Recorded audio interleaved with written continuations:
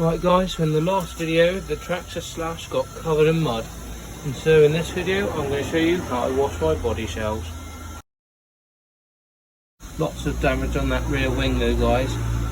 It's meant to be straight, look at it. The mount is falling through as well. So first I'm just going to take off the body shell. Body shell off. Oh. Okay, that might be a problem. Get this thing turned off.